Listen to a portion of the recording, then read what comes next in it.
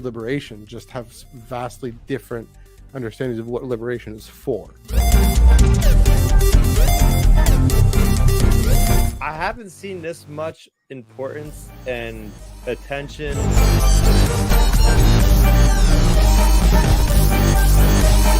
The story itself is a really wonderful, really great setup. Tractor beam has been engaged. Hello, everyone, and welcome to the Tractor Beam Comics Reviews, your one-stop shop for in-depth commentary and discussion on the comic books, Star Wars book that came out today. It is Wednesday, March 12th, 2025. It is the 11th week of comics. Joining me, as always, it is Mr. Chris Abbott. How's it going, Chris? Oh, it's going absolutely fantastic until I hit the... Okay. Does this mute automatically when it goes into the intro? Yeah, it does. You didn't hear that in the background, did you, when I was talking? No. Okay. Anyway, thank goodness it wasn't playing browser music because it was going somehow in the background. I'm going to turn this off, turn this off. We're starting off great, everybody. We're starting off great. It's not like I haven't done this for like 200 episodes on my own show. And what is it now on this show? Like 60 episodes or something? More than that. 74. There we go. There we go. Keep it accurate count. I'm doing great. I was tuning in on Monday with your guys' discussion, and I was enjoying it quite a bit. So I got to go back and listen to the whole thing because I really loved Mask of Fear. So much shows that I just started rewatching Andor and just realized this week, like, Andor is the best thing Star Wars has done in 10 years. Like, it's just so amazing getting to watch that and still getting new nuggets every time. It's like the third time I've watched some of these episodes now, and I just still glean new information, and it's just political intrigue of it all. Oh my goodness, I can go on and on. But yeah, there we go. You could go again. Yeah, in reference to the latest Ion Cannon episode where we talked about Alexander Freed's Reign of the Empire, the Mask of Fear, and those who can see on the screen joining us from Orange County, California, it's the resident sequelist, Mr. Joel Davis. Joel, how are you doing this week? I'm good. I had a fun time on Monday, I must say. I too have been rewatching Andor in preparation for season 1, and we're going to be doing some other rewatches soon on the Discord that are Andor adjacent. Yes, we'll definitely get into that very, very quickly. But yes, I'm going to be talking about that. Andor in just over 5 weeks away, right? Which means Celebration's over 5 weeks away. I still haven't sold my ticket. Chris, you're excited. There we go. Okay, we'll get to the plugs now and get the quick plugs out of the way, and then we'll get to them again at the end. You can follow us on Blue Sky, mainly Blue Sky, on Twitter, and a bit of Instagram at Ion Cannon Pod, or Blue Sky at Ion Cannon, Twitter, Instagram threads, Ion Cannon Pod. Follow everything Chris is up to, youtube.com/StarRaptor, and on Twitter at StarRaptor, STRRAPTER. For those who aren't watching on the screen, if you're listening on Spotify or Apple Podcasts, welcome to the Tractor Beam Comics Reviews. Yes, if you audio is more your speed, whenever we're done recording, I throw this up onto Spotify and Apple Podcasts. So just search Tractor Beam Comics Reviews and you'll find the latest episode. You'll find a number of episodes going back quite a bit, and that's also true for the Ion Cannon podcast as well. Last but not least, we are proudly part of the Star Wars Underworld podcast network. We're in Star Wars Underworld Studios, North Toronto, whatever I'm calling it this week. There we go.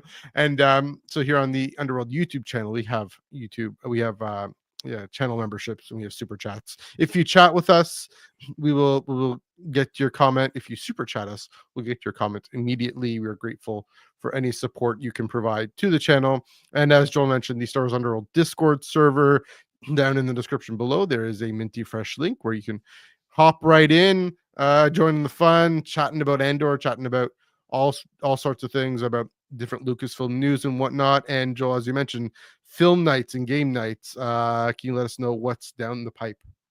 Yes, this Friday we will be watching not 1, not 2, but 3 whole episodes of Star Wars Rebels. That's right, we will be watching Secret Cargo and Season 4's In the Name of the Rebellion, Part 1 and Part 2.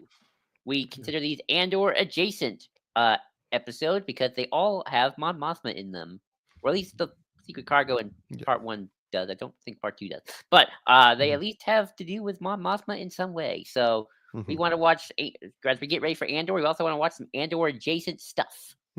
Especially Secret Cargo, which we might see a live action version, maybe not of the whole episode, but certainly of Mon Mothma's speech in the Senate, where she openly defies the Emperor himself.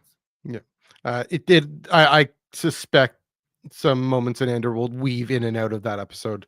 They have the whole Ghost crew in live action cast figured out, so it would be wild, but it's possible. It's possible. So yeah, definitely check that out. I actually watched Secret Cargo the other day because after talking about Mask of Fear and just where Mon Mothma's story ends up. So great stuff. Great stuff. We are jumping a few decades ahead in the timeline and slightly less political, more dark sidey. You guys ready to dive into Legacy of Vader #2? This is the one book that came out this week, so we're going to take some time. I made some notes, made a whole bunch of notes. We're going to go kind of beat by beat here.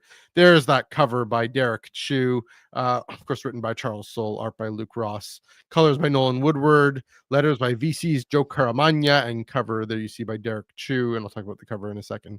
A return to Tatooine. Kylo Ren seeks out the home planet of his grandfather, Anakin Skywalker. The young tyrant must go up against Gardula the Hutt and her guards and a Rancor. What secrets of the past blow in the harsh sands of Mos Espa? Before we dive into the actual story, I do want to bring up the cover. Chris, can you show the cover up again? Yeah. So maybe make it clearer there. So that has got to be an homage, a little bit, a reference to. This is Greg Pak's Darth Vader #5, which of course. Oh wow! There, the lightning, the red, the blue, that was iconic. I used that for a bit. It goes by I forget who the Lee, I think. I straight up took that face of Vader and Anakin and used it for the logo for wow, that's crazy. Old podcast, For Christ's Sake, Anakin. Yeah, and so there, and then you got you got this other the new issue. If you can show that up again, Chris. You show the cover there. So yeah, clearly kind of meaning That's there. Literally the same. Of course, here Kylo Ren goes to Tatooine. In this issue, #5, Greg Pak from 2020 goes to Naboo. So yeah, it's a fun ride. Definitely, yeah, it's got to be Derek Chu. Definitely got to be a reference there. First off, we'll do kind of the general overall thoughts. Such a prequelist delight. This comic, it was so amazing just to see Kylo Ren go and Vane taking Kylo Ren to Tatooine, and there's a mention, that Luke escaped from there, but it's really about Anakin. It's about his childhood, his origins, and fascinating to see it's Vane's perspective, and therefore it's not not George Lucas's perspective. It's Vane's perspective. Therefore, it's the dark side is what's ascendant here, and what's the key, and seeing Kylo Ren process his grandfather's story in that light, and therefore processing his own story in that light, which we'll get to as well. I thought it was really fascinating. Again, the issue that we were all waiting for a little bit. So a fun moment. That was a bit of a bait and switch that we'll get to also in a bit. But Chris, I'll throw this to you just as kind of the non-spoiler before getting into too many details. What was your overall thoughts on this comic? Oh man, this is like a banner comic for me. I feel like it's a banner week for Star Wars comics. This is what I come to the comics for, is these big revolutionary moments. I think so anyways, because it just really brings the hype from both a lore perspective and an action perspective. I mean, being able to know that Vanier has been keeping tabs on Kylo because of the Emperor's information that the Emperor was logging so meticulously about Vader this whole time, and so you get to dig into that. And as you said, just seeing such a prequel heavy thing with a sequel trilogy character is just so cool. Seeing how well Charles Soule understands the character of Kylo Ren with this guy that is just so arrogant, doesn't want to listen to anybody. He's just being very headstrong, and just he's got the characterization down pat for sure, and just paving new territory. getting to see, oh yeah, Gardula Hut is still around. Oh yeah, this is what's happening to Watto. This is what the people on Tatooine are like. Like there's a lot of world building for Tatooine, which we've barely gone to in a sequel trilogy. So a lot of aspects from lore building to action and, you know, revelatory things in a certain degree. And oh my gosh, the original artwork of a young Ben Solo there and several heartwarming things with his family and friends. I absolutely adored that. So, yeah, it's very fascinating to think of this. Got to remember, this is a Kylo Ren story. This is Kylo Ren as the Supreme Leader in this time period, going back and looking back. Joel, again, resident sequelist. What do you think of Kylo's quest through history here in his own family history? Yeah, I really like this issue overall. If I had like any complaints, I'll just get them out right now. It's like, once again, like, oh, I have to wait another month before the next one. It's like, it's like that's the comics for you. It's like, I want to just get this in trade. Like, can you get the whole arc, please? You know, it's not even I'm not unsatisfied. It's like, oh, it's over. I have to wait that long. The streaming show, I get to wait a week. But anyway, yeah, it's nice to go to these planets. You know, these kind of original trilogy and, you know, and these just iconic planets. You know, Mustafar, like in this time period, and seeing what changed or what didn't. We doesn't really change that much, does it? Not that much. Makes me wonder if old Boba Fett's there or not. They probably can't say, unfortunately. But no, it was cool seeing that. It was cool seeing Kylo Ren, and I pronounce it Vinay. That's how I've been pronouncing it. Everyone pronounces it differently. Go around, you know, just talking about Anakin's past and whatnot. And, you know, also there's some good Last Jedi world building. I didn't know if anyone caught that, where they're like, Luke Skywalker took on the First Order by himself. That sounded pretty badass. With those thugs guys. It was really kind of fascinating seeing Kylo Ren just kind of walking about and like in the open in these kind of Han Solo looking clothes. Because you know, like unlike Vader, who can never take off the mask, you know, it's like even if you don't really know who Darth Vader is, it's like, who the heck is that guy in the armor? Well, with Kylo Ren, it's like he can't take off the mask and the cloak and the hood and like just blend in. It's like just some random schmuck in the in the world. It's like, yeah, he ain't the supreme leader of the most largest army ever. He's nobody. I love that moment. And, you know, I think it's really interesting. Vinay's like, you know, Vader was born through pain and agony. And like, I'm sure you, Kylo Ren, were born with pain and agony. Like, I had lots of pain. I had lots of pain and agony in my life. And then flashback to, like, the best childhood ever. It's like, happy moment. It's like, dude, you really just screwed your own life there. And maybe I think I can go into maybe if Charles Soule brings this back from Rise of Kylo Ren comic about maybe Kylo Ren's kind of got a little bit of that. What's that disease where you have voices in your head? That sounds so insensitive. I'm sorry, but I mean, kind of dissociative. No, it's from that Hellblade game. There's schizophrenia. There we go. That's the word I'm looking for. Something, schizophrenia, but it's an actual evil wizard doing it. Yeah. So it's not that great an allegory, but it's the best you got. No. So maybe you'll get a bit of that. But it's like, no, I thought that part was the most poignant, where it's like, you know, it's like, hey, Vader was born with all this pain and agony, and like, Kylo, you had like probably one of the most privileged childhoods you could ever imagine, buddy. Yeah. So that was great. Cool seeing Gardula alive. I was a bit taken aback by that. He started dying earlier in the timeline in Legends. And like in Legends, does she die earlier? Yeah, I don't know anything about that. Yeah, at least I think she does, where she dies in like before Attack of the Clones. Okay, she gets eaten by a crate dragon. Jango Fett kills her. But that was cool, and also a good reminder. Like, I think people always think Watto is Anakin's first owner, but like, no, Anakin says, we were sold to Gardula the Hutt.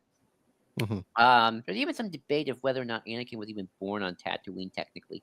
But which I think, if you watch Phantom Menace, they don't actually say. No, they don't confirm. But the, you know, that was cool as well. And and like, again, I kind of wish I was reading the trade, because like I want to see what the whole arc is. But yeah, overall, good stuff. Good stuff. Yeah, and we're gonna get into the nitty gritty here. We can start off with this intro. There's very clear, again, just like last issue, very clear sense of first act, second act, third act here.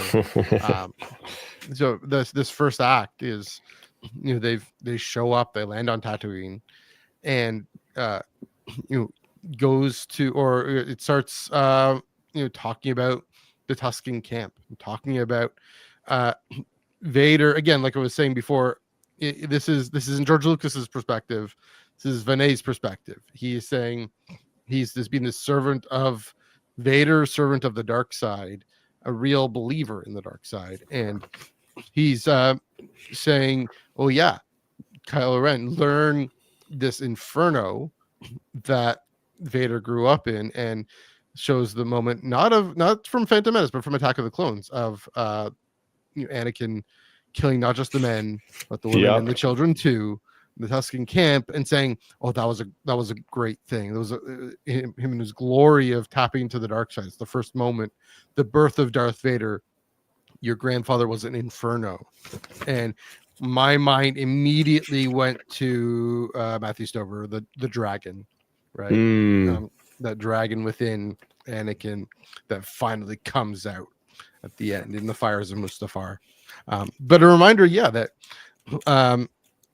that the harsh sands of Tatooine, we're going to get to a little bit later of his childhood, but even the harsh sands in his adolescence and the loss of his mother.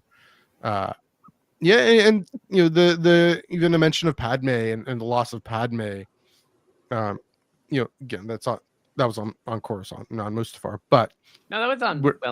that he finds that he finds Padme, he meets Padme on Tatooine, and so that setting off everything in motion for that inferno to be just churned and churned and churned by Palpatine, by the dark side, by Anakin's own selfishness.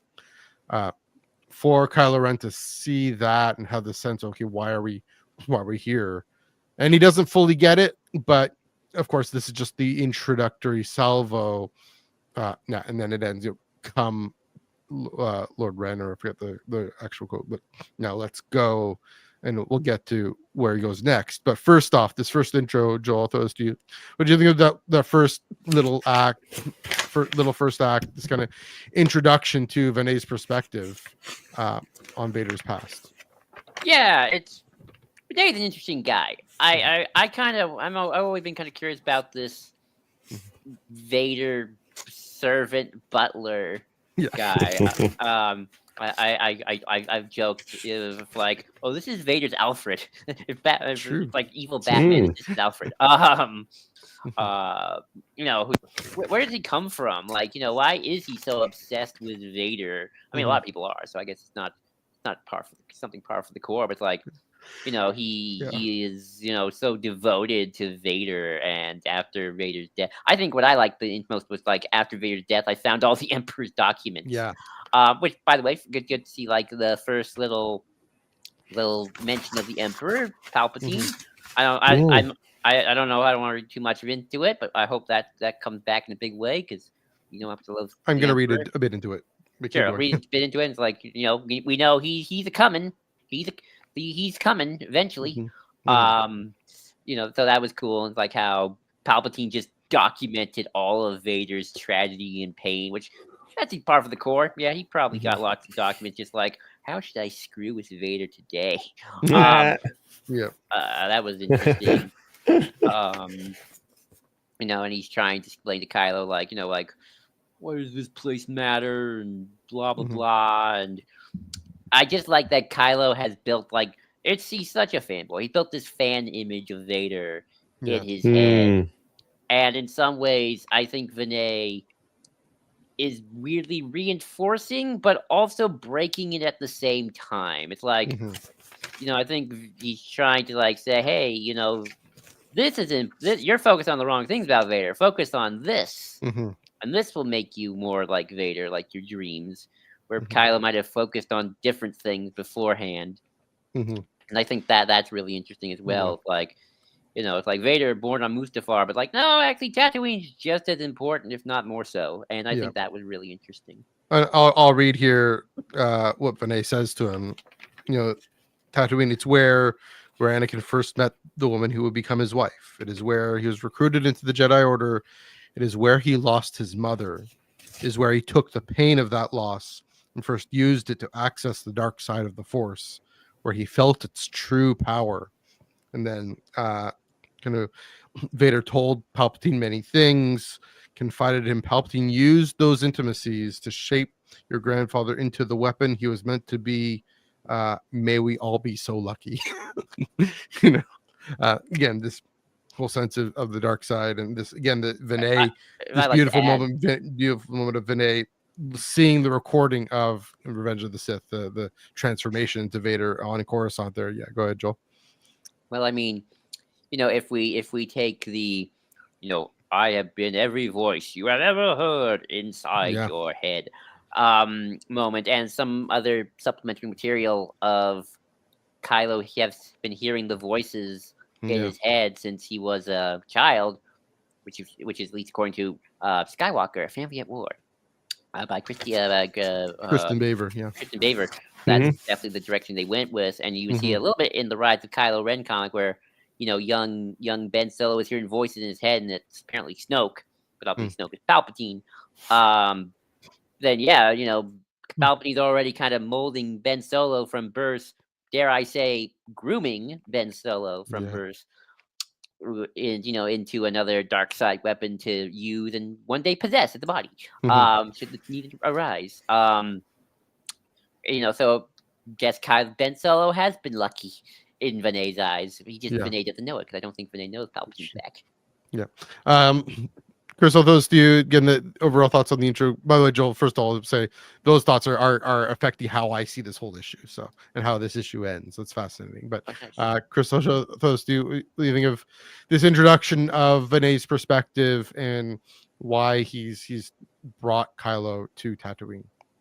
Yeah, it's cool because you get to see exactly what is going on in the head again of Ben Solo, Kylo Ren, like headstrong, just going around, just trying to cause destruction, doesn't want to understand, just wants to get revenge and just wants to erase everything without even knowing exactly the full story behind Vader. He's just so on this mission, just wants to get it done. Aggression, hatred, let's let this pour through me like my grandfather. But you don't really know everything.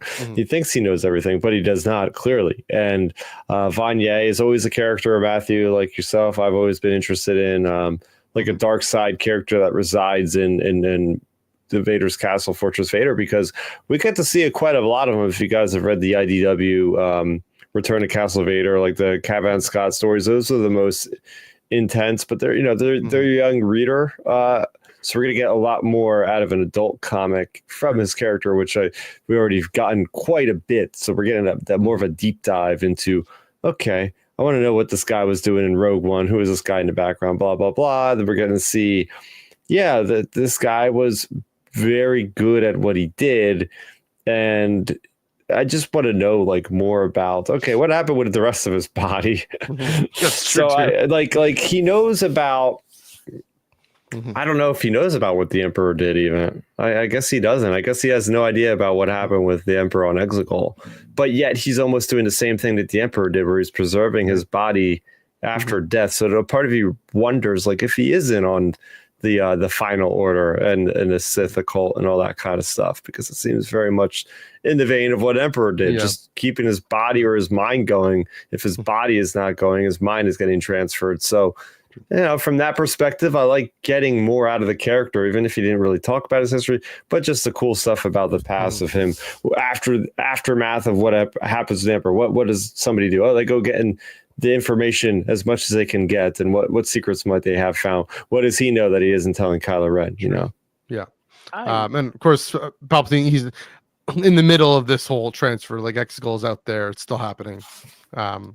Yeah, right. Again, this is already, just thinking about this. This is already don't want to say the rehabilitation of the Rise of Skywalker. Yep. Just the kind of fleshing it out. Recontextualization is a better way. Yes. Fleshing it out, adding more depth to Same way that last week we were talking about the Rise of Skywalker. The Rise of Skywalker adaptation's doing a phenomenal job of bringing together a lot of the other mediums of storytelling and making it cohesive in a sense.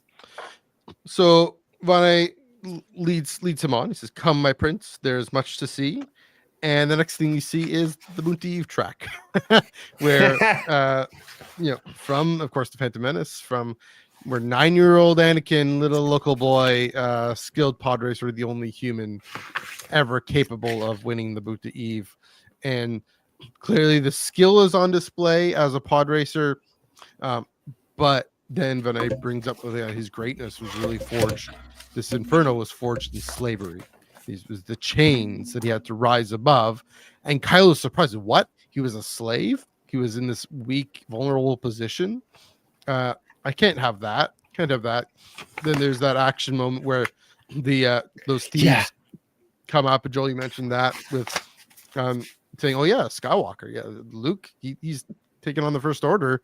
And you have Kylo Ren with his lightsaber, blotting out the name Skywalker on the like this thing that's celebrating Anakin's victory here, like the trophy, not the trophy, like the list of winners, and Skywalker, he's blotting it out because Skywalker is a treacherous name for the First Order, and trying to scratch the name Skywalker out of existence.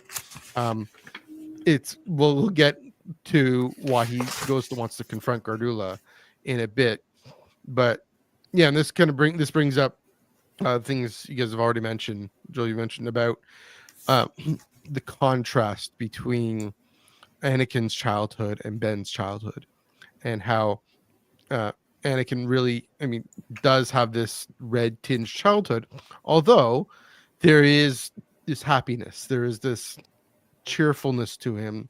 That's, of course, the tragedy of Anakin, is that he is such a kind-hearted boy who is put in this circumstance that just grinds him down and crushes him, to the point where, of course, as we saw before with the Tusken camp, he completely breaks, right? And then, of course, 3 years later, he completely breaks and falls to the dark side completely and joins the Sith. But here, there's this contrast with Ben. Yeah, you have the voices in his head, but it's an existence of childhood that would have sustained him, that would have made him turn out all right. That's predisposed to, right? His mother is one of the most powerful, important, influential people in the galaxy. Could have any privilege, any comfort he wants. His uncle is has handpicked him to be the successor to his Jedi Order. His father's around. That moment of seeing on the Falcon there, Han and Ben on the Falcon just hanging out. It really puts into perspective. I thought of the moment in The Last Jedi. You blast that thing out of the sky, and Finn saying, "Oh, he hates that ship." Right? You notice how it's all tinged in red. And Joel, when you were bringing that moment up, my thought was, he's really trying to push all that light out, and that's his effort to push all that light out. I talk about Vader as the attempt to forget Anakin. Kylo Ren is the attempt to forget and kind of disabuse himself of Ben. We see that again in The Last Jedi. We see that here in this kind of flashback, that it's this wonderful light moment that's so red tinged because he's trying to see it in this twisted, skewed light. It's a good interpretation. Yeah. And so so he's trying to carve out the name Skywalker. That's the thing. He's trying to carve out the Skywalker from Anakin's story, Vader's story, trying to carve out, blot out the name Luke Skywalker. He's trying to blot out the name Skywalker from himself, right? That he has that legacy of light in him. That does come back in The Rise of Skywalker. He's not necessarily the Skywalker in question, but he's a little bit. I wonder if JJ is kind of implying that. So, yeah, that this moment here, such a fascinating contrast. Joel, you've touched on it already. I'll throw it back to you at the end, but Chris, I'll let you comment on this whole Bunta Eve episode, this whole moment here. Yeah, blast from the past. A blast from the past, certainly. I want to call out Matt Moore in there. Now referring to any enjoyable childhood as a path to pain. So there we go. Shout out to the guys over there at Splash Page. Fantastic comics. We also got Chris in the chat. So lively chat. Everybody wants to know about Kylo Ren. These are important comics, right? Yeah. It's not all the time that we're getting a hyper-focused journey on a big main character of a Star Wars. We got a lot of side character stories, different things, but when we get a focusing lens on a major character like this, I think this attracts more than the usual comic crowd. This is the sort of comic that I'll be referring to any Star Wars fan going, oh yeah, you should probably start with Kylo Ren or maybe the mainline Star Wars series, because this is stuff that really feels like it's got an impact, and this is just an issue number 2. Off the top, I was thinking, makes perfect sense. This feels to me already like the impact that the Darth Vader 2017 by Charles Soule did. It just has that weight to it, where everything feels fresh, feels new, and it feels like it's really embellishing the flaws as well as the strengths of these characters, specifically with Ben Solo / Kylo Ren. But not getting too far away from the point, though. I really liked seeing just that image I showed up of what we're talking about, just the what if scenario, like what happened here? Like this kid has like the perfect childhood. Not a what if. This is actually what happens, right? Exactly. Like just the really heartwarming moments, like Chewbacca having him on his shoulder. We know like years later, like Chewbacca's got to shoot down his best friend's son. Yeah. After they were just buddy. And it's the thing with them learning how to fly the Falcon together, him and Han, and the droids having fun painting the droids, and, just trying to lift a rock with the Force and hanging out with his dad's best friend, Lando. And they're just, dealing with the mechanical stuff. And it's just like this really heartwarming stuff here that is really wholesome. And it just gives you good vibes of, oh man, like, I wish this kid didn't turn out the way he did. It just gives you this nice feeling. But as far as the sequence, like it's pretty cool. We didn't talk about the action yet in this comic, the first foray into the action here. Just the idea of him just like using the Force to just have these guys shoot each other. Just like a very Vader move, absolutely, I gotta say. Yeah, just absolute dark side or stuff. Just completely awesome uses of power that we see at one point, but then we see somebody later on in the comic that has something to say about his adeptness in the Force, or lack thereof, shall we say. But I just absolutely love seeing them taking a trip down memory lane and getting schooled in the way of what is actually happened there by Vanya. I think is a really good foil for figuring out exactly relaying this information to him, but also to the audience reading. That's true. I definitely appreciated that action moment, because it was just a lot of walking and talking, right? And remembering, which is great. I'm all for. I have a guilty pleasure of exposition, but here, it's good to have this action moment, shoot it moment, reminiscent of Vader with the 2 Inquisitors that were falling in love, and how Vader turns on each other. Right? This isn't allowed. Kind of like that very kind of thing that Grandpa would do to make people shoot each other. Good breaking up the action but also serving that story of, Skywalker gonna blot him out of existence, blot that whole memory out of existence, serving that flow. Joel, you brought this up earlier. Do you have any more to add about this moment here? A couple things, and one thing I just realized right now. So I'll start with the flashback, because I had a lot of thoughts on that. So I love the flashback kind of for 2 kind of big reasons.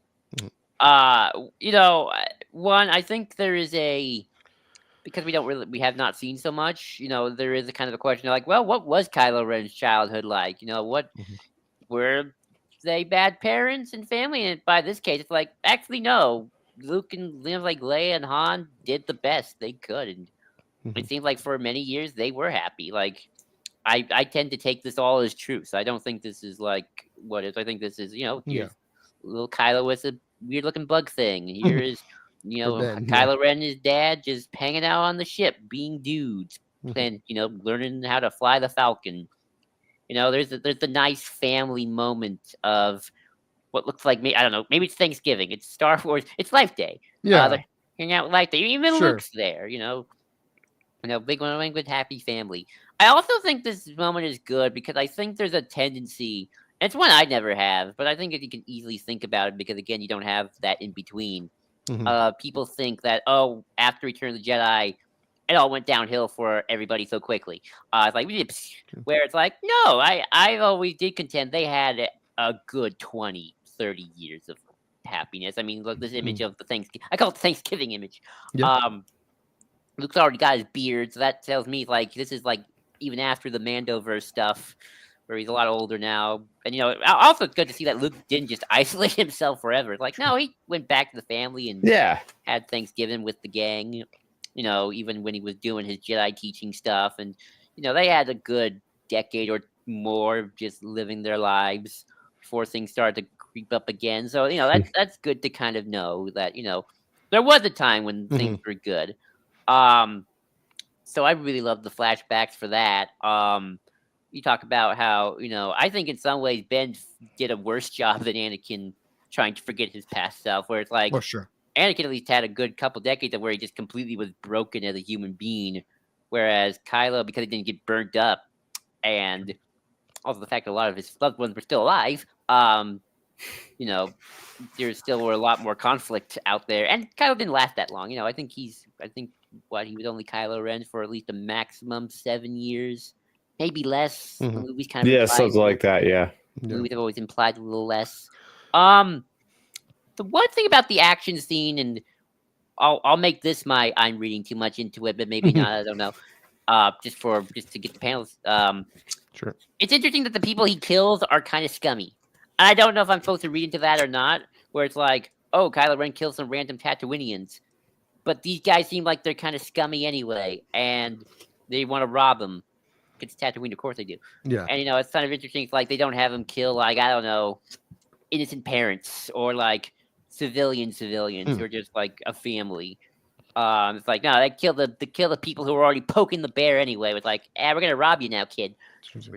I don't know if I choose to read into that or not. I just think that's kind of interesting. That just popped into my head right now. So that's my thought on the action scene. But in terms of the flashback, I think that flashback is like really good at just kind of reminding us, hey, these characters did have a good 20 years. Yeah. And that doesn't make anything they did in the original trilogy invalid. It just, nothing lasts forever. Yeah. I mean, even just noticing Luke around the Thanksgiving table there, and it doesn't look like barbecue in Brooklyn, Chris, so I don't know what's going on there. No, I'm just kidding. That's an inside joke between Chris and me. It doesn't quite make sense to anyone else. But yeah, seeing Luke there, before he was Master, and not just as Master Skywalker, he was Uncle Luke, and that there was that family relationship there that does get incorporated a little bit into the Master Luke, Master Skywalker, Padawan Ben Solo dynamic. But I mean, I think Adam Christopher goes into that a little bit. I think Rise of Kylo Ren, a few places have gone into how that got he shifted into the more formal Master Padawan relationship that might have actually had an effect on things, but that wasn't all there was between the two of them. There was this family connection as well, which of course makes the Ignite the Green moment so devastating, and then of course makes that final confrontation on Crate so even more profound, even more poignant. I think just his rage and anger, kind of this red. That's what I'm getting at with this red tint to these memories, is his rage and anger, trying to say this was fake and kind of trying to make me weak. When we know that in the point of Star Wars is that these connections are the source of strength, and that's Rey's story, finding this family is her story, is that's her source of strength. I also want to just point out, because you brought up Luke, I think we would be remiss to not mention the other important male role model in Ben's life is, of course, Han, who, I think if there was like a level of hate that Kylo feels. You know, it probably Luke Skywalker, then his dad, and then kind of Leia's like at the bottom, but he can't really do it. I don't think, like, you know, it's like in that moment where like he can't pull the trigger so easily on his mom. I don't think he has those same feelings compared to Luke and Han. I mean, you know, it just means it's easy to hate on your dad more than hate on your mom. Sorry, it's true. But you know, it's you know, it's nice to see that the you know, it's like he always talk like Han Solo with disappointment. You know, like he would blah blah blah. It's like actually no, here's Han and Ben having to have several good moments of you know, of just moment. Like I love the flying moment as well, where it seems like you know he's trying to teach his kid how to fly. You know, I've always kind of felt that Han as a dad would be, you know, maybe not like the most affectionate person on the planet, but certainly, like, I just think he wouldn't be good at like, you know, feelings and whatnot. But I think he certainly loves his kid, even if he's just not good at always communicating it. That's true. And I feel like I would love to see like a whole story with this moment of them flying, because I feel like that would be his. That's kind of Han's way of showing affection. It's like, hey, I'm going to show you how to fly my ship, the Falcon, which I love. And I've always felt like, you know, when Ben Solo comes back, the person Ben wants to emulate the most out of his family is not Anakin. It's not Luke. I've always felt Ben looks up to his dad, Han Solo. I think that's who he wants to be like. I mean, he does the whole shrug before he kills those royal guards. So it was great. Like, yeah, I got a lightsaber, but I want to be like Han Solo. Solo. I mean, he has his grandpa's lightsaber in that moment. Yeah, and his uncle's. But yeah, it's the shrug. Yeah, he has his father's heart. Yeah, so I think that's who. I think that's another great moment from these flashbacks. The one moment I think I want to just mention your comment about the action thing. Yeah, on the one hand, they're the thugs, but they're also, speaking of Luke, they're still enamored of him and they're still impressed by what he's done. So that's still a reminder. I mean, that big fleet at the end of Rise of Skywalker, who knows what kind of folks are in all that. That just like in the time of the Empire, I think this came up in Ethan Sachs' Bounty Hunters. You know, the time of the Empire, the Underworld has to pick a side, and they tend to pick the light side. Oddly enough, everything gets squeezed out in this Rise of the First Order, and as they're the ascendant power here, even these thugs are still. This Luke guy it was interesting that he stood up to the big bad. So that was fascinating. Anyway, before you do move on to the moment, Chris, do you have any last thoughts on all this section here? Okay, so let's go to the moment. I want to name who's the person who owned my grandfather, and of course we have the preview of Vader grabbing Watto and with the lightsaber, and what a bait and switch by Charles Soule. What an amazing, kicking up some fuss. Even the articles from before, Matt, I saw on the splash page you guys post that article, and that aged like sour milk, because of course Vader doesn't care enough to track down Watto. That would have let the slavery win. It would have let this distraction win. So I mean, I hadn't thought of that. We all thought, I think, that he was gonna be the one to take out Watto, but no, it's Kylo Ren assuming that Watto would have gone, and then Vana says no. Vader just didn't care. He had always had bigger fish to fry. Also, one last little thought I had there is, I remember Watto had a fondness for Anakin, right? There wasn't entirely that much animosity. Yes, he was a slave. Yes, he owned him. Yes, he didn't let his mother go. All that, but you know, even when in Attack of the Clones, when he's there with the hat and everything, he's impressed that Klieg frees her. All that there was a bit of that good spirit, a little bit. You know, he let him go home, let him take a break, whatever. Again, it's slavery. There's no justifying slavery, but it wasn't as brutal as it could have been. So maybe Vader lets him off a bit. I don't know. Kind of my thought there. Joel, I'll throw this to you. What do you think of the bait and switch? Great. I know. I mean, I don't think Vader would care at any point. It's interesting. Vader is both can be petty and not at the same time. It's I think, especially after this, I think Vader's just so broken. Mm-hmm. I think he just doesn't care anymore, right? I think he's sort of. We always talk about Vader having anger and whatnot. He does. I think he has a lot of self-loathing. But I think it's that. I think Vader's anger has always been self-loathing. Yeah.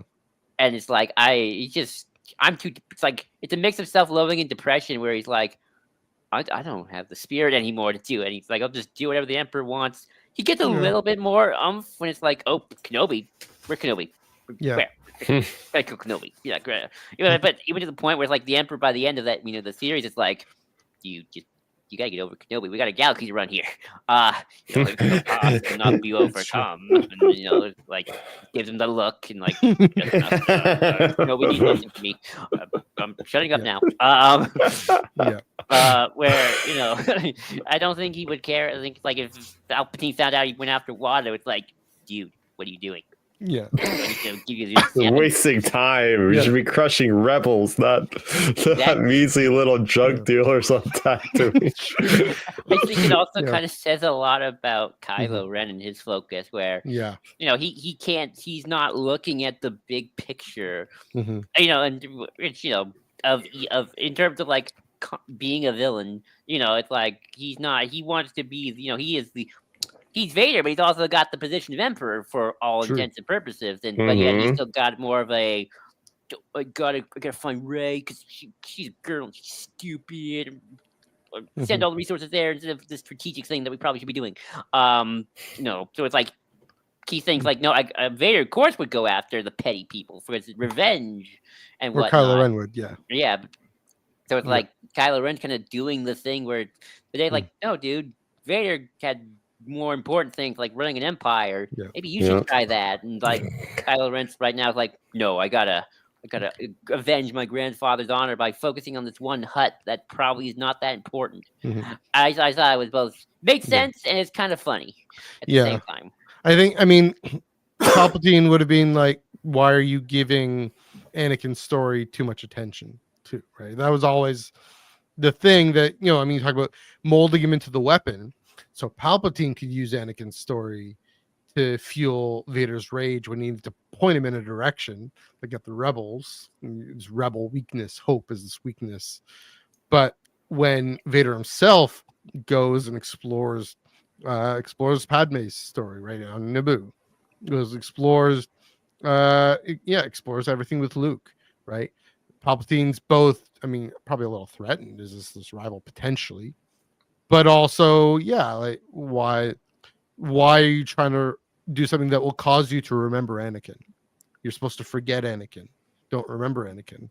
And so, this is again, like Joel, kind of you mentioned, or Joel or Chris, you guys mentioned that again he doesn't do as good of a job, Kylo Ren, of forgetting his past, is forgetting his heritage. Kind of what he says to Laura Santeca. You can never forget your past, or Laura Santeca says to him, you can never escape your family. And of course, Kylo Ren says, you're quite right about Vader, but it's everything through this. He does give oxygen to trying to stamp out Anakin's story here more than Vader would. So it's fascinating. Chris, you know all the discourse about this Watto moment and everything. What were your thoughts on the bait and switch?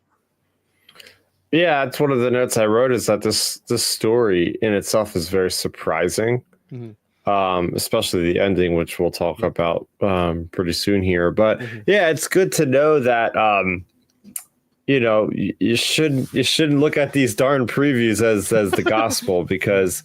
They're there to garner. Look at so strategically Marvel's putting these out there to garner the clicks, to get people hyped about the comics. It's the point. They're trying to rack these views up, whatever. So they're gonna put out the tantalizing stuff that's gonna spark a lot of fan theories and whatnot. But that's just how it goes. And I try not to look at them too much anymore. I know Matthew, you try to stay away completely. I try to.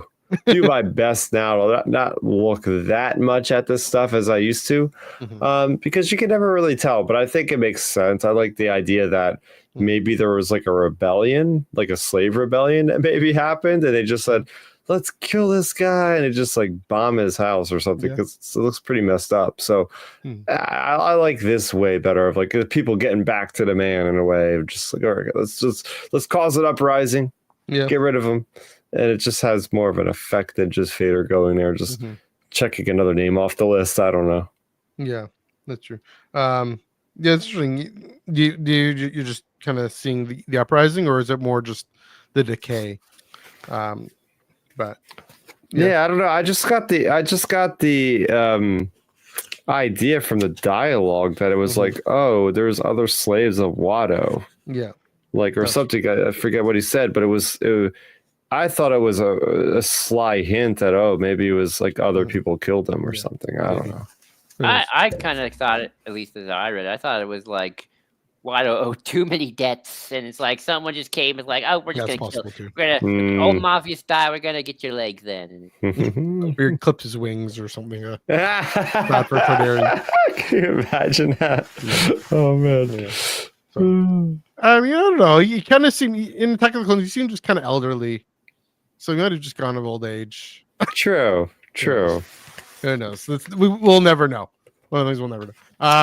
Just move on to the third act, is when he clearly wants to erase Anakin's story. This should not be the story. This should be erased. And just like Anakin to the Tuscans, just like Luke, he hops on a speeder and just books it to Gardula, and Vane says he's coming, be ready. He seems angry. They're in cahoots somehow. There we go. And then of course he gets to this really cool looking kind of Howl's Moving Castle kind of thing, and goes, and we get another action sequence. And that's what I wanted to say before, is I appreciated that the action really does, again, I guess I did mention this, but it breaks up all that walking and talking and memorizing. Really gets into, again, Kylo's physicality and his aggression, and his facility with the lightsaber as well. And he takes out all these guards, jumps onto a Rancor and stabs it in the back. This whole, almost like a very Han Solo type of thing. The hello, to the guy riding the Rancor there. Again, the swashbuckling kind so of guy. good. Like he can't forget his father even when he tries. And then when he isn't trying, it just comes out, right? But with a lightsaber. And so he's taking up these guards and the Rancor there, and then barges into Gardula's lair, and clearly Gardula is waiting for him because Renee warned him.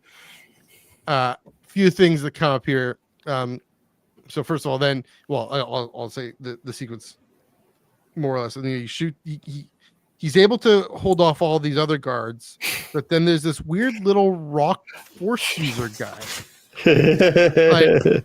Comes out of nowhere. The force is weak with you. Weak, how dare you, little. Grabs the lightsaber. Who is this guy? It's really cool. I thought it was really cool that Gardula just learned from Jabba to not underestimate Luke, and get a force user. Get yourself a force user, folks. Because you never knew who's going to show up. You never knew who's going to jump off a plank and springboard up. There, and then So who's this guy? It's really weird. I mean, that's kind of the question that prompted, who is mysterious force user in Gardula's employ, and also why is this whole sequence brings up the questions from before, with Vane warning Gardula. Why is he in cahoots with her? Is he in cahoots with her? So this is, again, going all the way to the end here. Gets whacked in the face, gets knocked unconscious, and then the last full page is the Supreme Leader is now in chains. Clearly there's this plan to trap Kylo Ren. Is it to teach him a lesson about respecting the past? Is Vinay genuinely trying to stop him?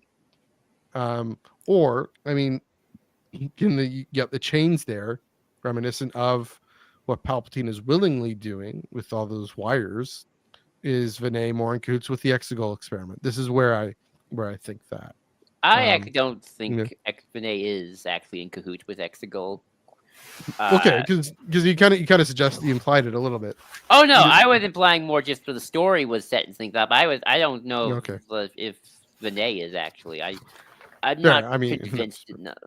But maybe, I mean, it's possible. But I always felt the Exegol stuff was like super secret, like not even like the top tier people knew. Vinay has Vader's access codes. He's able to learn everything. We know Vader knows about Exegol. Abandoned. That's true. So maybe that's possible. And the Wayseeker is on to Exegol is on Mustafar. So maybe. So I mean, it's possible. Maybe it's possible. All that, but at least I mean, maybe to your point, it's not confirmed. Nothing of this is confirmed, but there is this suggestion here that, I mean, just kind of being nerdy about it. Yeah, Palpatine wants Kylo Ren's body to work through. I mean, I think the idea that he's going to be the host, or is Rey going to be the host? I think the idea is so at least how I've kind of pieced it together through the supplemental material and novel stuff is Palpatine needs Kylo to kill Rey because that will get rid of his last bit of light. Once his last bit of light is gone, he'll take the body. But once Ben Solo comes back and Kylo chickens out, then Rey goes to Exegol and Palpatine's like, oh, well, I guess I'll just have to use the old blood and guts myself then. I'll switch tactic. She's going to be my new host now. You kill me, and I'll take over you, and that will work because we're blood related. And then when Kylo when Ben and Rey team up and then they go all dyad, Palpatine's like, oh, wow, dyad. I didn't know you two were dyad. I'll just drain you guys then. I'll get my own body. Forget that.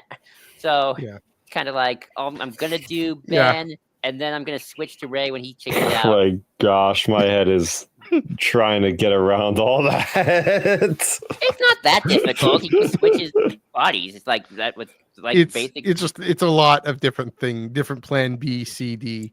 But I mean, is it that though? It's like he fails. Switch to the girl. Yeah, no, I get that. But and also to say again, the rehabilitation, the recontextualization of that film already happening here. Either way, I don't know if it is, but I think more like just continuing Last Jedi story more. Yeah. So, and that's the thing, and continuing more directly, it is, continuing Kylo's discovery, accidentally, inadvertently, because he doesn't understand it, of how Anakin fell to the dark side or ascended to the dark side in his perspective. Is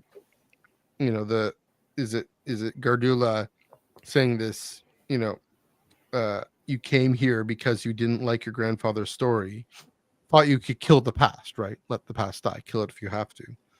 It's not that easy, my young friend. The truth is, bang, your grandfather's story, it's now your story too. And I mean, the idea that now he's in this weak, vulnerable position that Anakin was in as a slave. Now he's in chains. Also, I mean, that's another thing is, we've talked in this, our issue is brought up how Vader is this weapon for Palpatine and the way he is because he's encased. He fell into the lava in Mustafar. He's encased. He's embroiled in his own suffering, and Palpatine continues to stoke that suffering in order to reduce him to a weapon and reduce him to simply serving Palpatine's aims and goals. And so here Kylo Ren, whoever he's serving, whoever aims and goals he's serving, he's clearly not serving his own at this point. He'll break out. We know he'll be the supreme leader of the First Order again. He still is. Who knows what Hux and them are up to at this point? Building the throne. Working on that throne. It better be. It's just a striking, way of ending the almighty Kylo Ren. He's shirtless, he's beaten, he's in these chains, and he's without his lightsaber. So what would it end? I had a question. Yeah, go ahead, I'm Joe. curious again. Is it interesting that this whole arc, especially with Gardula, once again, Kylo is fighting criminals and already shady people? Like, what I mean by that is, I mean, first of all, it's funny that he does it so unsuccessfully. Like, he gets his butt handed to him. It's like with Vader. It's like Vader could go toe to toe with Jabba, at least in terms of negotiations. But what I find interesting, once again, is like, he's killing the guard. It's like, these people aren't that innocent. They're all crime, and they probably committed some nasty stuff. I mean, you're working for Gardula.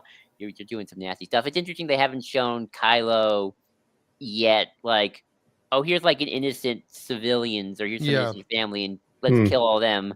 It's like, I'm curious if this is intentional to, like, if Kylo's got to fight and kill people, it's going to be people who, at least, I don't want to say no one deserves death, but these are already bad people themselves. These aren't like the women and the children of a Tuscan family or Jedi younglings, right? So I just think it's kind of interesting that Kylo's quote unquote victims right now are already kind of shady people who probably weren't that nice to begin with. It reminds me of not Target Vader, the other comic that was even Black, worse than White, and Red. No, oh gosh, I forget what it was called. This short run. One of the issues was of that Imperial officer has a crush on him. That one. Another issue, that he is it like Vader Visions, Darth Vader Visions, or something? Dark Visions or whatever it is. Yeah, that's what it was. And one of them is he's a knight in shining armor come to liberate these people. I wonder if there's almost this hero narrative that Kylo has. It feels like it makes sense because like his ultimate trajectory is he does have redemption. He does have the blue lightsaber. He does sacrifice his body to Rey. Why does he have those good feelings in him? This is helping us bridge the gap. I essentially think. Yeah, that's part of it. But also maybe he believes the order of the First Order is just like Palpatine, or just like, well, not necessarily Palpatine himself, but the myth of the Empire was to bring order to all this chaos. Maybe he believes the First Order is also bringing order to all this chaos. Anyway, that's we don't quite know any of that yet. Maybe that's something that Charles will go into and the story will go into. Because I'll throw this to you. All this whole sequence, the action sequence, jumping onto the Rancor, the weird little rock-like Force user that says the Force is weak with you, and then everything with Vana and Gardula and Kylo in chains. What are your thoughts as Kylo goes through this third act of this comic? Oh man, this part absolutely was exciting, amazing, incredible. Luke Ross, this guy does it again. I love the inset panels. I love the little details he has. Just his stylistic approach to how you tell a story with such visceral combat. Again, the PDF file did not do it justice. I had to go out today and get the comic in person because I'm still continuing to be absolutely in awe about this image here. I mean, if you're watching on video, I've been holding up the pages from time to time. So do recommend if you're listening, thank you. But also check us out on YouTube. You'll be able to see some of the art by a very, very good team of artists. 16 and 17 there. But like just the idea of him throwing the crossguard lightsaber, something straight out of Jedi Survivor with Cal Kestis doing similar moves.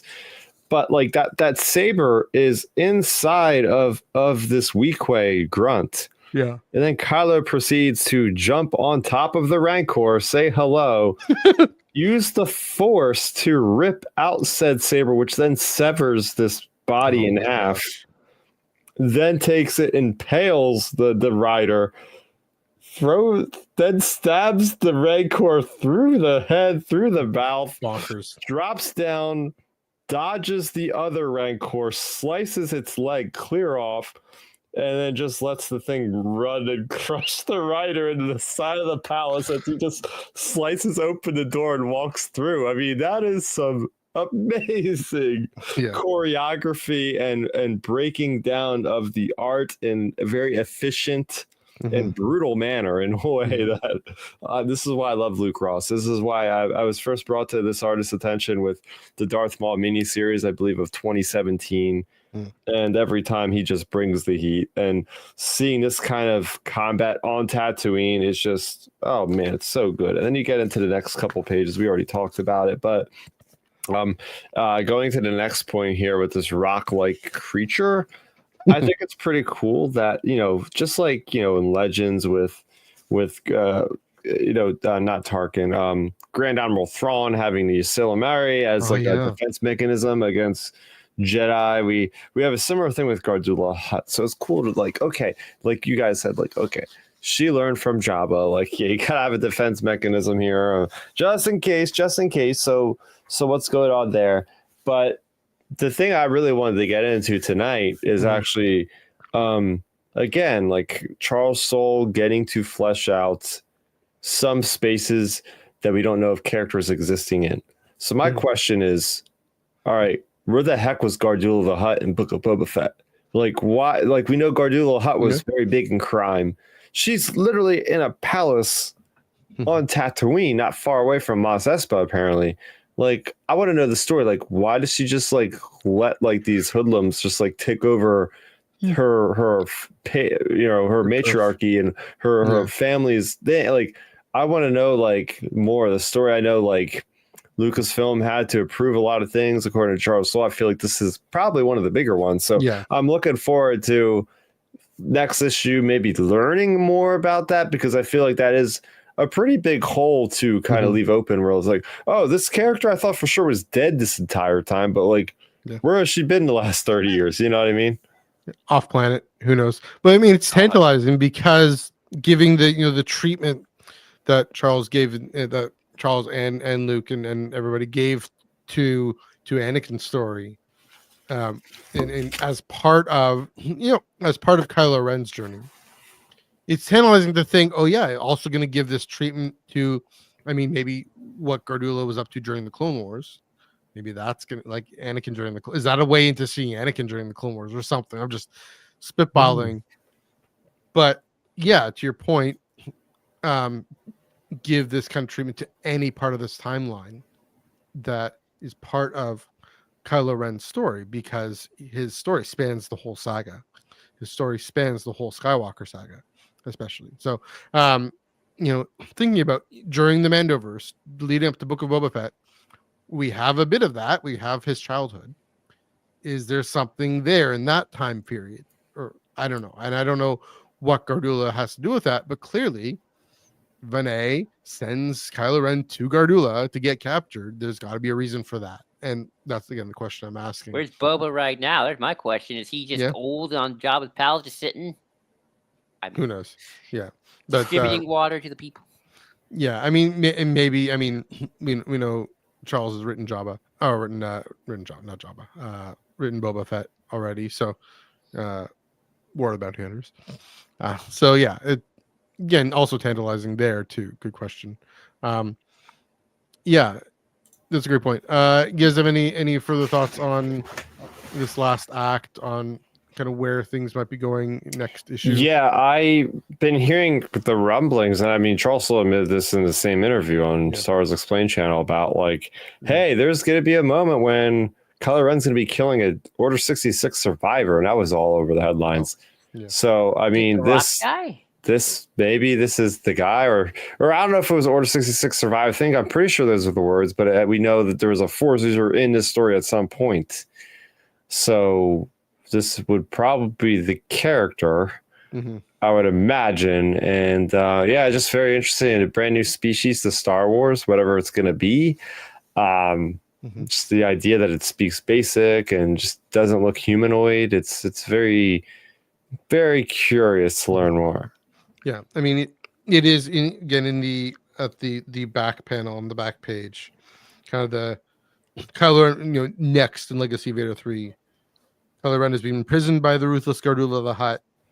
The young tyrant must survive the harsh conditions of his grandfather Darth Vader's homeworld. So again, the Forge of Tatooine there. Yeah. And then it brings up this point: who is this mysterious Force user in Gordula's employ? That is enough of a important plot point, at least to get us, what we're wondering, what we're questioning. Is it going to be that big of a deal? Might be another bait and switch, but yeah. And I'm very curious about the First Order. Like, you think he would have backup or be able to simply call like a contingent of First Order stormtroopers to just be like, hey, I'm in a bit of a bind. Come help me. Like, I don't know if the First Order is going to show up on Tatooine. That'd be kind of cool seeing them on the First Order troopers on Tatooine, at least. Yeah, because we see them on Jakku, which is as a planet. But I mean, it's kind of, what this is also making me think of is, both Charles and Greg's Vader comics. I mean, even Kieran's. Always the ways in which Palpatine would throw Vader into these dire situations just to see what he's made of. Yeah. Give him another forge to rise above. Yeah. And I do wonder if there's some of this happening where maybe Palpatine himself or Vinay seeing he needs to grow up here or something. Again, for some reason, I don't know. Maybe just the way Vinay has taken the time to lead him through this story. Yeah. It suggests to me this isn't the malicious sense of we want to take you out. It's the sense of we need you to really fully commit to the dark side here. And I mean, to be the First in taking over the First Order. Again, where does the exegol plan fit in with that? I don't know, but that seems to be it doesn't seem to be we're going to turn you into meat. We're going to turn you into a great weapon for the dark side. That seems to be the point here. So, I mean, if Kylo died, my guess is Palpatine were like, well, kid couldn't cut it. Oh, well, I'll just have to pray. Maybe I'll get the girl. Or maybe I just hope I find some new clones. So, there's that. So much like with Vader, it's like I always felt with Vader's test, Palpatine was like, well, if he dies, he dies. I'll find somebody else, I guess. If he died during the Clone Wars, Anakin dying during the Clone Wars, it's like Palpatine was still going to declare the Empire anyway. Just like I can either have the chosen one or I can't. So I mean, I don't think Palpatine ever thought he would, though. No, but I think I think it was never about that. I think it was more about pressing him into the suffering of the dark side. I agree. That's the thing we brings up in this comic is. I just think that if Kylo fails, then Palpatine would be like, that's disappointing. Secondary. I mean, in a sense, like you mentioned, Joel, from Palpatine's perspective, Kylo did fail. Right.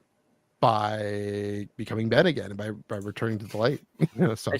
I'll also add a couple things just to bring it up. I mean, hey, Charles Soule, I know he loved Palpatine, so I can totally see that being connecting to that anyway. It's interesting because I think because we only have the movies, you think that Kylo kills Snoke, and we know that Snoke was the test to see like, hey, can you do it? Can you do the rule of two thing? And he does, and that's the big step. But Palpatine doesn't reveal himself for a year afterwards, so it's not like he kills Snoke and then he's like, hey, Kylo Ren, I'm Palpatine, I'm alive. Come over to Exegol. We're gonna have some cheese. I think in some ways he probably was also waiting to get the fleet ready to go, and then he was ready to reveal himself. But also maybe this is an added recontextualization of like, okay, you are now the Sith Master. Congratulations. But let's make sure you're ready for the next round of darkness before we get you set up as the Emperor. You can be Supreme Leader, but can you be Emperor? So. Yeah, that's kind of what I'm getting at in a bit, right? That he has to go through. It can't all just be hacking and slashing, and avoiding suffering and avoiding pain, right? Again, that's going back to the point about the Tusken camp, that it's Vader uses pain and suffering and his slavery and the Mustafar and the scene on Coruscant with the table and getting the mask, right? The moment he gets the mask, it's using suffering to fuel his hatred, to fuel his power. That is Vader's story. That's something that Kylo Ren doesn't grasp. He's trying to avoid suffering, trying to stamp it out as weakness. So yeah, maybe this is where he gets. So yeah, I don't know. Chris, do you have any further thoughts? Any final thoughts? Final thoughts on the issue are, yeah, I mean, I think we're going to Naboo for the next issue, or at some point, I think he's issues. Yeah. Yeah, so I'm excited for that. yeah, we're taking trips down memory lane. I'm just very, very like interested because I'm guessing it's five issue arc, maybe. Let's see. I'm not sure, but like I'm I'm along for the ride. I love the situation that we're in now, and that's what I was talking about from the beginning. Like this issue was surprising. Like you expect like Kylo Ren to go in there and just kill Gardula like nothing with how easily he handled his Rancor. It's like, oh, this is how this issue is going to end. He's going to kill Gardula. Him and Vinay are going to go back to Fortress Vader, and he's going to say, oh, we're going to go to Naboo now. Like, it's going to just be like a planet, an issue. The fact that like this mighty supreme leader is stuck in bondage in the middle of this dank basement of the palace, I'm just like, whoa, this is taking a turn that I'm really like seeing him vulnerable like that, seeing him knocked off his high horse. Like, oh, how is this next issue going to go? Great cliffhanger. So, I mean, come on, every issue has been, there's only been 2 issues, but so far, like I said, the trajectory of this comic is it's revelatory with like Jedi that we didn't know existed or Force users that are different and great look at flashbacks and incredible action sequences that are just so cool, and bringing it back to Joel Davis. I was like, cutting off your last name in the middle of the sentence. Joel Davis's his first thing was like, oh, he's dressed differently. I'm like, yeah, that's a complete callback to him with his time with the Knights of Ren and the Rise of Kylo Ren miniseries, also by Charles Soule. So you gotta love the connectivity, the outfit change, all that good stuff. Highly recommend. Can't wait for the next one. Oh yeah. Yeah. So I was gonna say, yeah, definitely. Shoot, I lost my train of thought. Joel, do you any last thoughts on this comic? Oh, you unplugged your mic. Sorry. There we go. There we go. Oh. About now. Okay, we're good. We're good. Yeah, we're good. Okay. I don't plug and replug my microphone. Does that. Anyway, I was saying, yeah. Sorry, my dad's sneezing. Sorry about that. No, this comic was good. I wish I could binge it. I'm gonna just say binge it. Trade read it sometimes because you know. This definitely kind of has that sort of streaming thing of like it's both. Yeah. It's not a beginning, but isn't it ending? It's like the middle, but the middle's still fun, but you kind of wish you had more. That's great. I'll be curious to see how long we go with the let's go to planets and have kind of flashbacks and the clip shows, for lack of a better term, which are fun, and I do like seeing these planets in the sequel era, kind of see like, hey, what happened to these planets? But you know, I do wonder if like how long, like I don't want the whole, if we're going like longer than maybe 5 arcs and like, you know, like every issue, it's like, let's go now to this planet. Let's go to this planet where Anakin went. You know, let's mix up the storylines a little bit here. I think maybe good 5 arc for this part, and then Kylo can do some other stuff. But yeah, I'll be curious to see what happens, how he gets out of the situation with Gardula. Obviously, we know he's going to get out of the situation with Gardula. I'm curious what happens to Vinay, because the only thing we know is that in the Lego he does live to post Tron, but that's Lego, so we can't take that completely seriously. I do wonder, you know, if he lives long or if he's gonna be found out by the end of this arc or not. And you know, to go back to what you said, Matthew, about, you know, if this is Palpatine all along, in this sense, you know, those people he fights on Mustafar at the beginning are the people he fights in the beginning of Rise of Skywalker. So to get to the Wayfinder that leads to Exegol, so I'm like, maybe Vinay does have it. And he's just kind of waiting for the moment, like, okay, here's you. Hey, I know where the Wayfinder is. It's back on Mustafar. You just gotta fight all those weird guys. Yeah. to see if that's how this thing ends. But Mhm. yeah, this comic overall was really fun, and I love Yeah. the flashback of Ben's childhood, which I think is Mhm. 10 out of 10. Joel, your feeling of wanting more, that's again a testament to especially Charles's ability to write a gripping, engrossing story, and Charles and Luke to just enthrall you. Like I said, the first issue felt like I was watching an animated show or just a show on Disney Plus. Wanting more, you just in. Bit of a note, looking this up here, I'm on Penguin Random House site. October 7th, Volume 1 comes out, collects issues 1 to 6. So looks like there's gonna be 6 issues in this arc, which is the traditional Marvel thing. I think this whole search through Vader's story, I think that is just this arc. I know it's called Legacy of Vader, the whole run. Yeah. But I think this kind of explicit going back is sort of setting up like all the flashbacks especially is just setting up what the rest of the book is going to do. There might be actual characters he encounters in this timeline or in this time period in the sequel era that involve his history, as involve Vader's history, involve Vader's past, involve Anakin's past. But it's again, this issue especially setting up that Kylo Ren, in order to become the leader that the dark side needs him to be, but ultimately I think even that the light side, the Force, needs him to be, he needs to take Vader's story more seriously. I mean, that's the fascinating thing, is he also learns to take Anakin's story, Anakin's return, more seriously at the end. Again, continue to recontextualize here. His return, yes, we said it's primarily Han, the shrug, but there is also a little bit of the return of the Jedi, of Anakin turning in and saying, saving Padme's son, Ben Solo saving Rey a little bit, of course Rey saving Ben as well. They But feed each other. So I do think knowing how well Charles can plot this out, I think that's where this is going to go.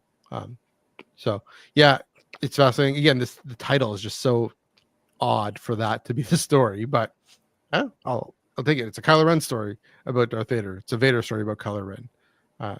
Why not? So definitely this issue, especially setting up the thesis statement of that this is Kylo Ren learning, developing his own character by taking his grandfather's story seriously, as he always wanted to do. As we know from the beginning of Force Awakens, I will finish what you started, all that.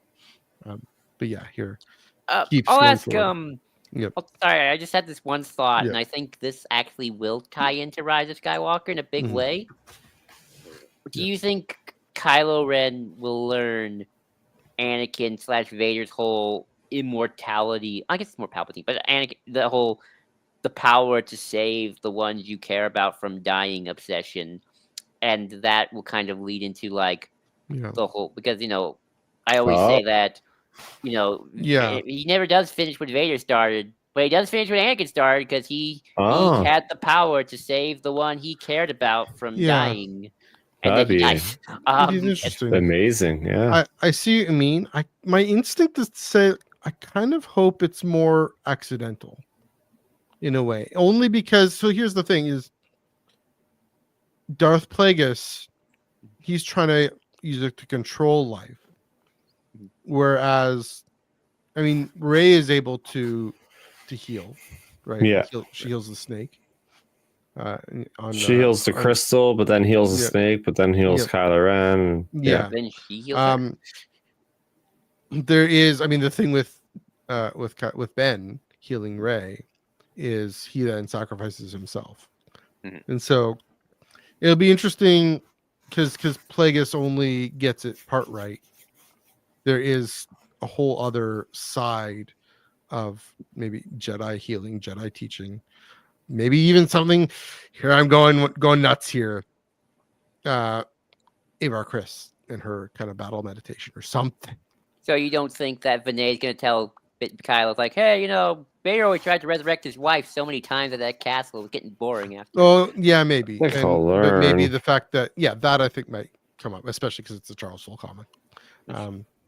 But that maybe he fails is also the point. That's a good question. I don't know. Chris, what do you think? Yeah, I mean, if we're going to be exploring Fortress Vader, I know the Star Wars Complete Locations rehaul came out this week, I think.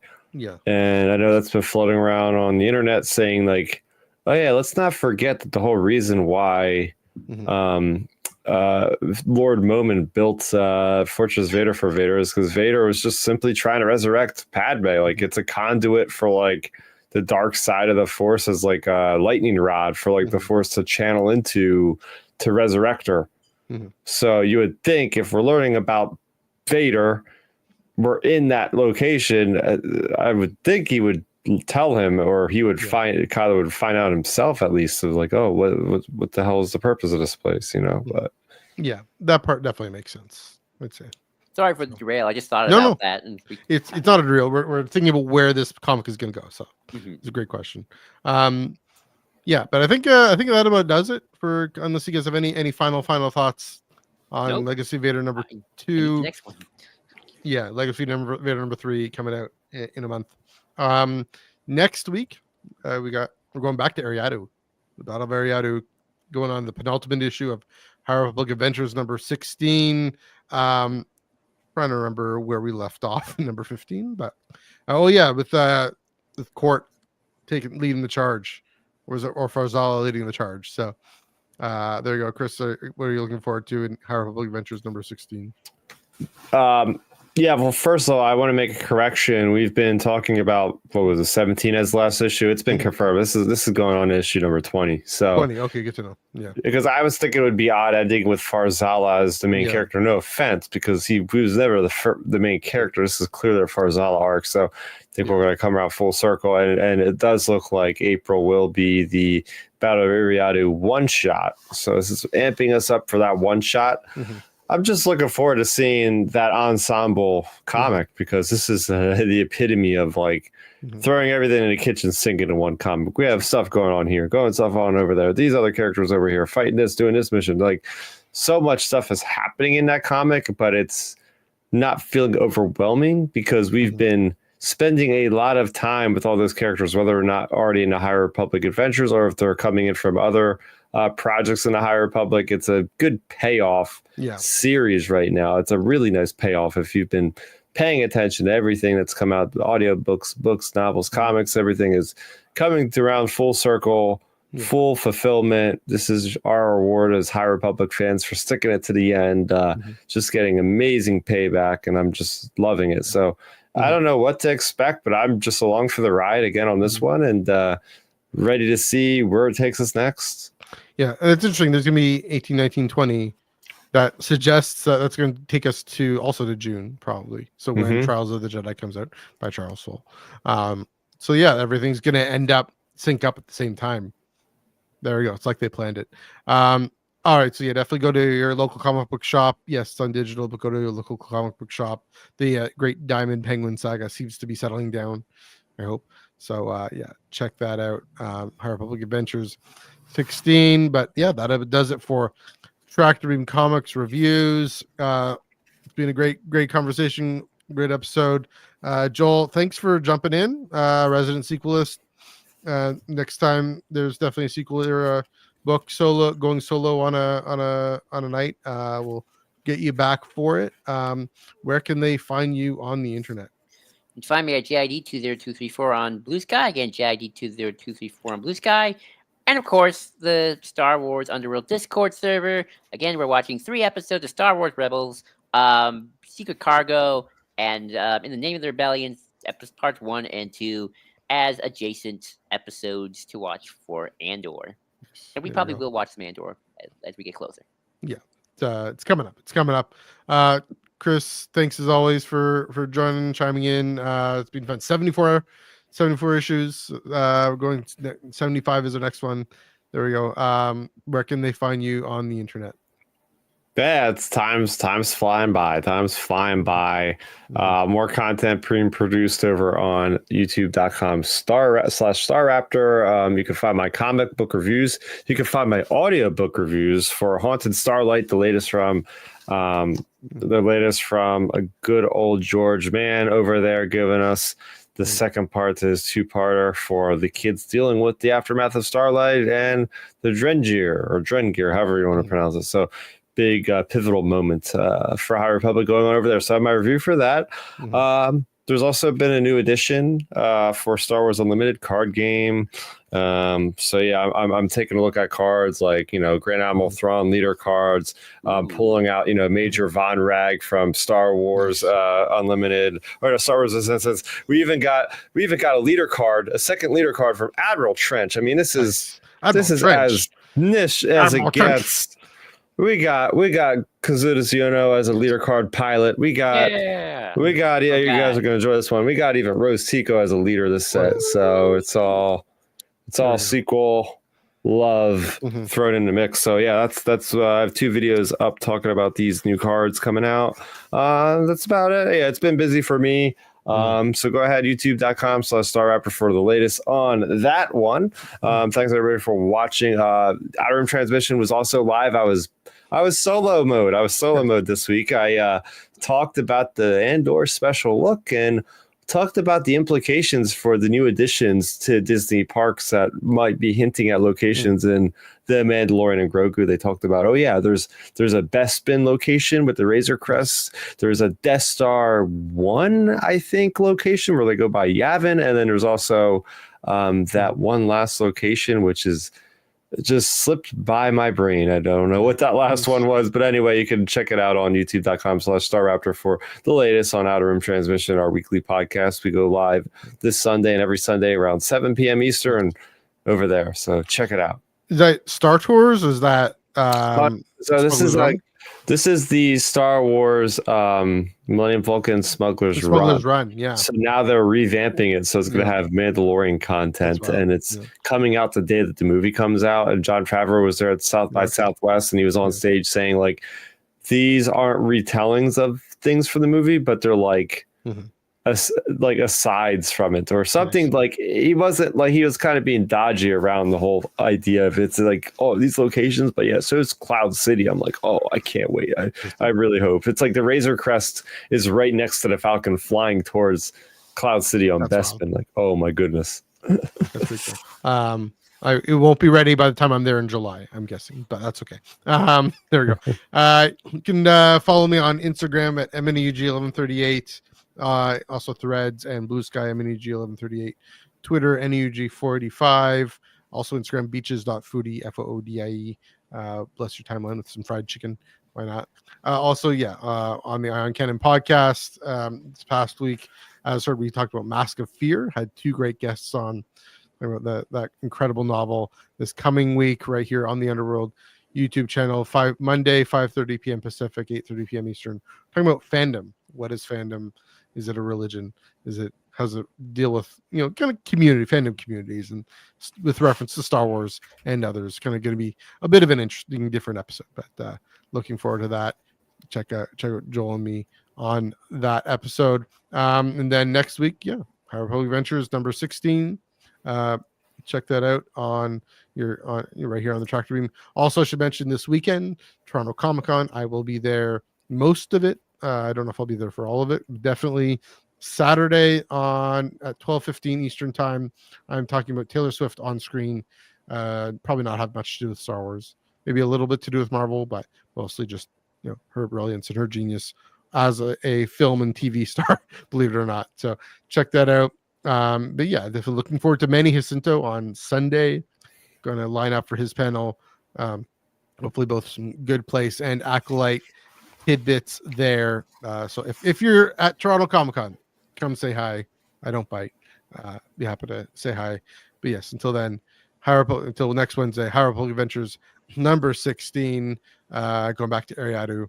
Until then, happy reading.